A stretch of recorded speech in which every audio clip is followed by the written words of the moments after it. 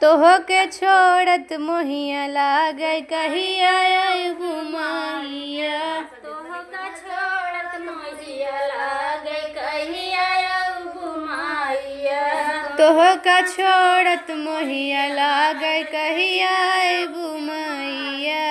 साँझ वैसे मैया मोरी कलशा भराए अपने हाथवा से सजौबै कहिया अइबू मैया। अपने हाथवा से सजौबै कहिया अइबू मैया। तोहका छोड़त मोहिया लागे कहिया अइबू मैया। तोहका छोड़त मोहिया लागे कहिया अइबू मैया।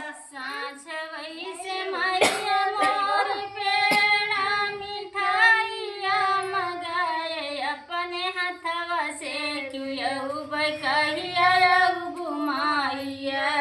अपने हाथवा से खियौबै कहिया अइबू मैया। तोहका छोड़त मोहिया लागे कहिया अइबू मैया। तोहके छोड़त मोहिया लागे कहिया अइबू मैया। साँझ वैसे मैया मोरी साथ गोतनी बोलाए पूजवा तोहरा करौबै कहिया अइबू मैया। पूजवा तोहरे करैब कहिया अइबू मैया। साँझ वैसे मैया मोरी साथ गोतनी बोलाए पूजवा तोहरा करौबै कहिया अइबू मैया। पूजवा तोहर करौबै कहिया अइबू मैया। तोहका छोड़त मोहिया लागे कहिया अइबू मैया। तोहके छोड़त मोहिया लागे कहिया अइबू मैया। साँझ वैसे मैया मोरी सेंदूरा मगाए अपने हाथवा से लगौबै कहिया अइबू मैया।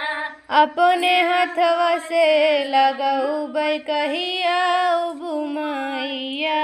तोहका छोड़त मोहिया लागे कहिया अइबू मैया। तोहके छोड़त मोहिया लागे कहिया अइबू मैया। साँझ वैसे मैया मोरी लाल चूड़िया मगाए अपने हाथवा से पहिरौबै कहिया अइबू मैया। अपने हाथवा से पहिरौबै कहिया अइबू मैया। तोहका छोड़त मोहिया लागे कहिया अइबू मैया। तोहके छोड़त मोहिया लागे कहिया अइबू मैया। साँझ वैसे मैया मोरी बिंदी मगाए अपने हाथवा से लगौबै कहिया अइबू मैया। अपने हाथवा से लगौबै कहिया अइबू मैया।